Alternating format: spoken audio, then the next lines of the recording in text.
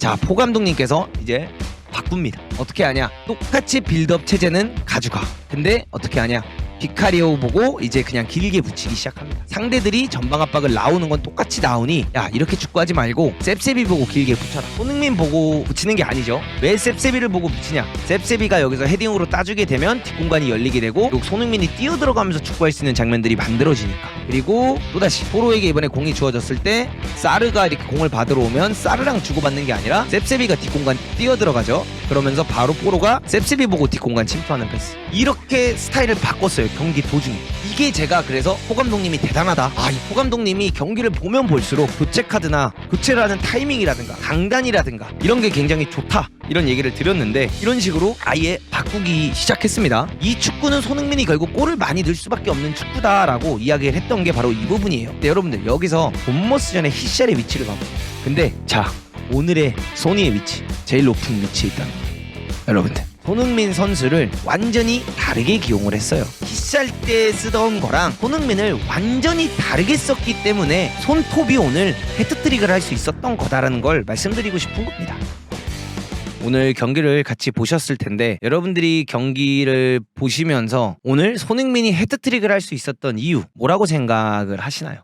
많은 이야기가 있지만 저는 그냥 이 한 명을 비추고 싶습니다. 오늘 손흥민 선수가 헤트트릭을 할 수 있었던 이유는 포버지 때문이다. 왜 이 포버지를 제가 포버지라고 하는지, 저는 사실 지난 시즌에 브라이튼을 축구를 보면서 사실 되게 감동받았거든요. 브라이튼의 데제르비 축구를 보면서 와, 이번 시즌은 진짜 데제르비 봐야겠다라고 생각을 했는데 포스테코글루 감독한테 데제르비한테 받았던 느낌을 이번 시즌 받고 있습니다. 그 결정적인 이유는 바로 이런 것들 때문인데요. 이 경기가 제가 어떻게 보면 여러분들에게 보여드렸던 거랑 똑같죠. 맨시티가 번리랑 경기를 했을 때예요. 지금 보시면 아시겠지만 이거는 제가 그 미리 보는 프리뷰에도 올려드렸잖아요. 맨시티가 빌드업을 가져가려고 하고 있는데 현재 번리가 어떻게 합니까? 번리가 맨투맨 마킹을 정말 잘 나오면서 빡세게 압박을 했고요. 이렇게 빡세게 압박을 하다 보니까 맨시티가 어떻게 하냐? 패스 플레이를 하다가 잘려가지고 여기서 이런 카운터택을 맞는 장면들이 꽤나 많이 나왔어요. 그래서 번리의 공격력 자체나 전방 압박 같은 부분은 은근히 수준이 높습니다. 전방 압박이 수준이 높아요. 그러면서 맨시티도 초반에 가운데를 통해서 짧게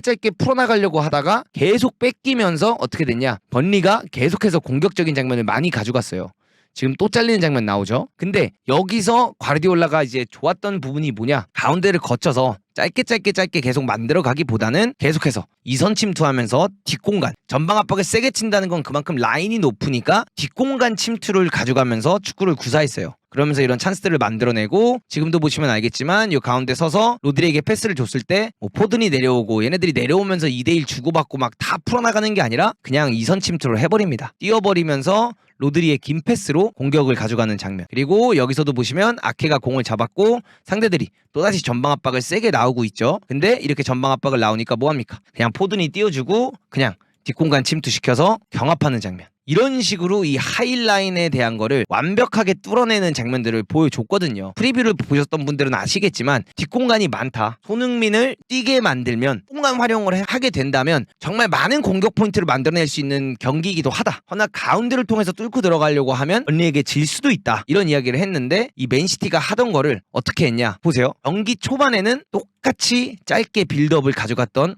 토트넘이에요. 네, 경기 시작에는 굉장히 짧은 빌드업을 통해서 이거를 이겨내려고 했던 토트넘을 볼 수 있었어요. 근데 보시면 아시겠지만 이런 이겨내는 축구를 통해서 하려고 할 때 계속해서 전반에 번리에게 뺏기면서 턴오버를 주는 장면들이 계속 많이 나왔죠. 그러면서 사실상 톱에 있는 손흥민 선수가 할 수 있는 게 아무것도 없었어요. 지금 이 장면도 보시면 전반전에 계속 이런 거를 뺏기면서 손흥민 선수가 전방 압박만 미친 듯이 많이 하고, 사실 공격수에서 손흥민 이렇게 쓰면 공격수에 손흥민을 두고 왼쪽 윙에 안 두고 공격수에 두는 의미가 없는데 라는 생각이 솔직히 경기 초반에 많이 들었거든요. 지금도 보시면 비카리오랑 로메로랑 반더벤이랑 그 다음에 포로랑 비수마가 내려오면서 빌드업을 짧게 가져가고 있죠. 그러면서 결국에는 또다시 손흥민을 보고 어떻게 하냐, 킥을 때렸고 이 헤딩 경합 싸움에서 손흥민이 지면서 또다시 턴오버를 당하는 장면. 그러면서 포스테코글루 감독도 계속 경기를 보면서 좀 집중을 하는 표정을 보여줬고요. 이 포 감독님께서 야, 이거 어떻게 해야 될까? 이 고민을 계속하는 모습들이 나왔죠. 자, 반더벤이 또다시 패스를 줍니다. 그리고 여기서 로메로한테 주고 또다시 짧게 빌드업하다 보니까 계속해서 만들어 가려고 하죠. 셉셉이 여기까지 내려오지, 소니 여기까지 내려오지, 계속 짧게 풀어나가려고 하다 보니까 어떻게 됩니까? 계속 턴오버 당하고, 손흥민 선수는 계속 그냥 앞에서는 미친 듯이 뛰면서 전방 압박만 하고 정말 힘들게 뛰고 있는 손흥민. 그래서 전반전에 저는 손흥민 선수를 보면서 초반에는 솔직히 많이 아쉬웠어요. 왜냐, 이 자리에서 이런 역할을 해야 되는 선수가 아니거든. 등지고 공 내주고 이런 역할이 아니라 뛰어대는 선수잖아요. 지금도 손흥민이 공을 받으러 오고 셉셉이가 안으로 들어오면서 손흥민 선수가 리턴 패스를 놔주는데 결국 서로 미스가 나면서 또다시 턴오버가 일어나고 수비하는 장면. 전반전에 계속 이랬어요. 계속 이렇게 뛰었는데, 자, 포 감독님께서 이제 바꿉니다. 어떻게 하냐, 똑같이 빌드업 체제는 가져가. 근데 어떻게 하냐, 비카리오 보고 이제 그냥 길게 붙이기 시작합니다. 상대들이 전방 압박을 나오는 건 똑같이 나오니, 야, 이렇게 축구하지 말고 셉셉이 보고 길게 붙여라. 손흥민 보고 붙이는 게 아니죠. 왜 셉셉이를 보고 붙이냐, 셉셉이가 여기서 헤딩으로 따주게 되면 뒷공간이 열리게 되고 결국 손흥민이 뛰어들어가면서 축구할 수 있는 장면들이 만들어지니까. 그리고 또다시 포로에게 이번에 공이 주어졌을 때 사르가 이렇게 공을 받으러 오면 사르랑 주고받는 게 아니라 셉셉이가 뒷공간 뛰어들어가죠. 그러면서 바로 포로가 셉셉이 보고 뒷공간 침투하는 패스. 이렇게 스타일을 바꿨어요, 경기 도중에. 이게 제가 그래서 포 감독님이 대단하다. 아, 이 포 감독님이 경기를 보면 볼수록 교체 카드나 교체를 하는 타이밍이라든가 강단이라든가 이런 게 굉장히 좋다, 이런 얘기를 드렸는데 이런 식으로 아예 바꾸기 시작했습니다. 지금도 똑같이 세팅은 되어 있습니다. 다 이렇게 서 있고 얘네 둘이 이렇게 들어와 있고 포로까지 들어오면서 상대를 유인을 하죠. 허나 비카리오가 어떤 선택을 하냐, 밀고 나가서 또다시 셉셉이를 보고 길게 붙입니다. 셉셉이가 따주거나 공이 앞으로 가게 되면 그거를 손흥민 선수가 뛰어들어가면서 세컨볼 따게 만들어서 공격을, 뒷공간을 노리겠다는 거죠. NCT가 보여줬던 거를 어떻게 보면 그대로 활용을 했어요. 근데 이게 여러분들, 빌드업을 좋아하시는 감독님들이 빌드업 포기를 못해. 빌드업이란 무조건 짧게 해야 되고 내가 짧게 만들어서 내가 원래 하던 플레이를 가져가야지만 그 성취감을 느끼는 사람들이 많거든요. 근데 포 감독님은 그런 스타일이 아니라 상대가 이렇게 압박을 잘하니, 야, 이거 이기려면 그냥 우리 빠른 선수 있고 득점력 정말 좋은 손흥민이 있으니 뒤에 노리자 하면서 쉽게 가는 거예요. 이번에도 그러다 보니 어떻게 되냐, 뽀로에게 패스가 이어졌죠. 그러니까 뽀로 또 만드는 게 아니라 어떻게 합니까, 손흥민 선수 뛰는 거 보고 뒷공간에 때려 넣습니다. 그러면서 손흥민 선수가 공을 잡았고 뛰어가는 솔로몬을 보고 패스를 넣어주고 다시 받아서 결국 여기서 환상적인 마무리를 보여주는 장면이 나왔었죠. 이게 포제다. 저 이걸 말씀드리고 싶은 거예요. 손흥민 선수가 해트트릭을 할 수 있었던 이유, 손흥민 선수가 오늘 정말 좋은 경기력을 보여줄 수 있었던 이유가 바로 포제 때문이다. 이거를 저는 여러분들에게 좀 보여드리고 싶어서 요거를 찍게 되었습니다. 왜 오늘 제가 아까 그런 얘기를 했죠. 손톱을 쓰면 안 된다. 손톱을 쓰기보다는 이 체제에서는 히셀톱을 쓰는 게 맞다라는 이야기를 꾸준히 해왔었죠. 그 이야기를 한 이유를 지금 바로 보여드리겠습니다. 저 이거 보고 진짜 오늘 좀 놀랬어요. 진짜 대단한 것 같아, 포제. 브랜포드와의 첫 경기를 보시면 아시겠지만 히샬리숑이 가운데 있고요. 절대로 높은 위치에 있지 않아요. 그러면서 손흥민 선수가 제일 높은 위치에 있었죠. 그러면 그 다음 경기를 보면 또 우리가 뭘 느낄 수 있냐? 똑같이 맨체스터 유나이티드 경기 때도 히샬리숑의 히트맵을 보면, 패스맵을 보면 아래에 있어요. 그리고 손흥민이 가장 높은 위치에 있어요. 그래서 제가 손흥민이 지난 시즌에도 계속 이야기했던 것 중 하나가, 손흥민 선수가 득점을 많이 하려면 결국 히트맵, 패스맵에서 제일 높은 위치에 있어야지만 득점을 많이 할 수 있다라는 이야기를 했잖아요. 그래서 제가 손흥민 선수가 득점을 하고 있지 못했지만 맨체스터 유나이티드 본머스 전에서 손흥민 선수를 그렇게 좋게 볼 수밖에 없었고, 손흥민 선수가 잘했다. 손흥민 선수가 골은 못 넣고 있지만 이 축구는 손흥민이 결국 골을 많이 넣을 수밖에 없는 축구다라고 이야기를 했던 게 바로 이 부분이에요. 근데 여러분들, 여기서 본머스 전에 히샬의 위치를 봐보세요. 근데 자, 오늘의 소니의 위치, 제일 높은 위치에 있다는 거야. 여러분들, 손흥민 선수를 완전히 다르게 기용을 했어요. 히샬 때 쓰던 거랑 손흥민을 완전히 다르게 썼기 때문에 손톱이 오늘 해트트릭을 할 수 있었던 거다라는 걸 말씀드리고 싶은 겁니다. 제가 뭐 부정을 하고 이게 아니라 제 영상을 진짜 오랫동안 봐보신 분들은 다 아실 거예요. 손흥민 선수가 톱을 쓰기 위해서는 이렇게 뒷공간을 파면서 하는 축구를 하고 크로스라든가 이렇게 쓴다면 당연히 손톱 창성이죠. 당연히 손흥민 선수 공격수로 쓰는 거 너무나도 좋죠. 그러나 지난 3경기를 보여줬던 이 축구 기준 안에서 손흥민이 톱으로 들어가게 된다면 히샬리숑의 위치, 왜냐면 전술 자체를 아예 바꾸기가 쉬운 건 아니잖아요. 그러면서 히샬리숑 위치까지 내려오면서 뛰는 손흥민을 나는 보고 싶지 않았던 거야. 근데 오늘 번리의 압박을 보면서 다 어떻게 가져가냐? 손흥민 선수를 가장 높은 위치에 띄키면서 플레이를 가져가니까 역시나 득점이 나왔다. 그래서 손흥민 선수가 해트트릭을 할 수 있었던 이유, 손흥민 선수가 정말 잘할 수 있었던 이유 중 하나는 뭐냐? 바로 요 위치에서 뛰기 때문이다. 그리고 손흥민 선수가 나가고 나서 패스맵을 한번 봐보세요. 히샬리숑 어디 있습니까? 다시 여기 와 있어.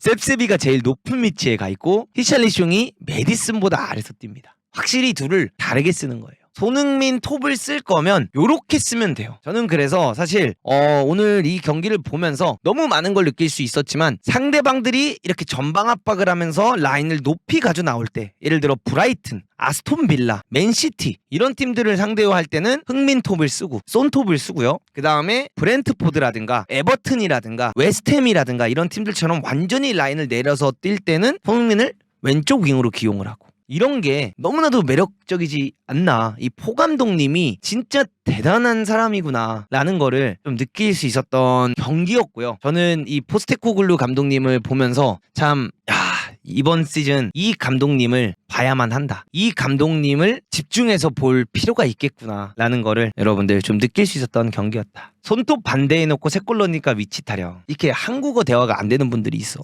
이렇게 장면들을 보여주고 이거를 설명을 하고 이야기를 해도 타령을 한다 이래버리면 그냥 조심히 가시면 돼요. 이 다양성을 칭찬하고 있고 이 포스테코글루 감독님이 얼마나 정말 멋진 감독인지를 보여준 거잖아요. 제가 항상 이야기하는 게 있잖아요, 여러분들. 제가 꾸준히 이야기하는 것 중 하나가 뭡니까? 축구는 감독 노름이다. 축구는 진짜 어떤 감독이 어떤 축구를 구사하느냐, 감독이 어떤 생각을 가지고 있냐가 많은 변화를 준다라고 제가 계속 이야기를 해왔고, 그런 부분이 K리그에 더 많아져야 된다라고 제가 항상 이야기를 하던 부분이었잖아요. 근데 그 부분에 있어서 광주FC의 이종효 감독님이 새로운 전술과 정말 해외에서 유행하는 트렌드들을 가져와서 하니까 리그 3위를 달리고 있잖아요. 그리고 선수단이 물론 많이 바뀌었죠. 반데번이라는 정말 좋은 선수를 사왔고, 우도기를 사왔고, 이 토트넘에 정말 필요로 하던 어떻게 보면 메디슨이라는 선수를 사왔고, 그 다음에 윙백들을 벌려 뛰기는 게 아니라 안으로 집어넣으면서 포로의 재발견을 해냈고, 이러면서 확실히 좋은 전술을 가지고 좋은 축구를 하니 확실히 더 승률이 올라갔다, 이렇게 말씀드리고 싶고, 제가 여기서 한 가지 끝까지 말씀드리고 싶은 것 중 하나는 시즌 초반 손흥민 선수가 브렌트포드랑 뛰고 그리고 본머스랑 뛰고 맨유랑 뛰었을 때 손흥민 이제 나이 들어서 느려졌다,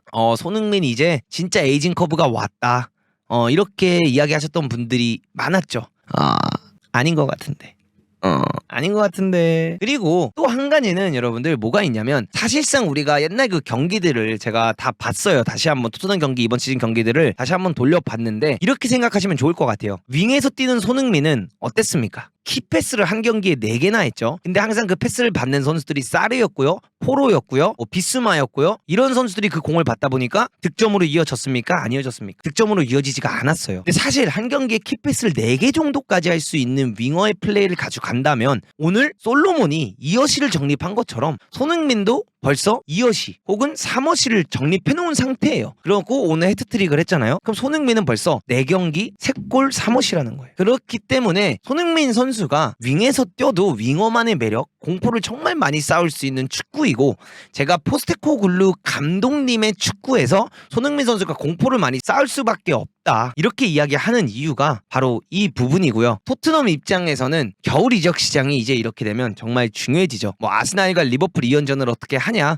이것도 굉장히 중요한 게, 솔직히 오늘 벌리를 보면 좀 마지막에는 콤파니가 좀 미련하다 싶을 정도로 너무 끝까지 라인을 올리면서 전방 압박을 가져간 게 좀 신기하긴 했어요. 그래서 사실 콤파니도 오늘 경기를 통해서 좀 많은 걸 배우는 경기가 되지 않았을까라는 생각이 드는데, 토트넘 입장에서는 이제 겨울 이적 시장에 손흥민 선수가 아시안컵을 갔을 때 과연 그 존슨을 쓰긴 하겠지만 그때 중앙 수비수 하나 더랑 메디슨 위치에서 뛸 수 있는 선수 하나 더 이렇게 가져와서 뛰는 게 정말 중요해질 것 같다라는 말씀을 하고 싶습니다. 이런 감독들이 있죠. 어떤 감독은 S급을 사줘야지만 그 S급을 데리고 최고의 팀을 만드는 유형의 감독들이 있어요. 그게 누구냐? 무린요와 콘테, 이런 분들이 그런 S급을 필요로 하는 거죠. 그리고 과르디올라도 사실 S급이 없으면 그 축구를 못해요. 왜? 본인이 추구하는 축구는 가운데로 압박을 세게 들어와도 그 가운데로 뚫고 나가야 되는 집요함이 있기 때문에 과르디올라도 S급 선수가 필요하죠. 허나 이제 데제르비, 포스테코글루 이런 감독님들은 좋은 사람들을 데리고 오면 그 선수들을 잘 써서 그 선수들을 S급으로 만들 수 있는 감독이다. 이렇게 볼 수 있는 것 같아요. 그래서 데제르비, 포스테코글루 이런 감독님들이 매력적일 수밖에 없는 거고 스팔레티 같은 감독이 매력적일 수밖에 없는 거죠. 근데 그건 지도자의 취향이긴 해서 그래서 구단과 지도자가 잘 맞아야 되는 거죠. 이 S급을 데려와 줘야지만 성적을 내는 감독을 데려왔으면 구단이 S급을 주는 게 맞죠. 그게 아니면 애초에 데리고 오면 안 됐죠. 근데 A급들을 데리고 와주면 S급으로 만드는 걸 희열을 느끼는 감독들이 있죠. 그게 바로 포스테코글루 감독님이고 그게 바로 데제르비고 그게 바로 스팔레티 같은 유형의 감독이다. 이런 걸 보면서 또 하나를 배우는 경기였다. 여러분들 이렇게 느낄 수 있었고 이 축구는 정말 재미있는 축구다. 앞으로 손흥민 선수가 뭐 4등 안에 들어가든 우승을 하든 혹은 4등 안에 못 들어가든 그거와 저는 전혀 상관없이 그냥 이 좋은 축구를 하는 팀 안에서 주장을 하면서 윙에서 뛰든 공격수에서 뛰든 어디에서 뛰든지 간에 본인의 그런 역할을 정말 잘 수행해내고 본인의 그 자리에서 뛸 때마다의 매력을 정확하게 보여줄 수 있는 축구를 구사하는 팀에서 소니가 뛸 수 있다는 것 자체가 전 너무나도 좋은 것 같다. 이렇게 말씀드리고 싶습니다. 토트넘이 기대되는 팀이 되어서 기분이 좋은 것도 있고 그 다음에 해리케인이 나간 이후에 손흥민이 주장이 된 이후에 약간 원팀이 되어가고 있다. 이런 느낌도 나서 굉장히 재미있다. 이렇게 말씀드리고 싶고요. 제가 계속해서 손흥민이 득점을 많이 하기 위해서 필요한 거는 데브라이너 패스였다. 그래서 사르나 비수마나 이런 애들한테 그런 미팅을 해야 된다라는 이야기를 계속 했는데 그 미팅을 중앙 미드필드에 오른쪽 백을 넣어서 뽀로로 가져간 포스테코글루 감독이 진짜 대단하다. 이 미팅 영상을 뽀로가 봤구나. 문더그의 분석을 사르가 집중해서 들은 게 아니라 뽀로가 열심히 봤었다.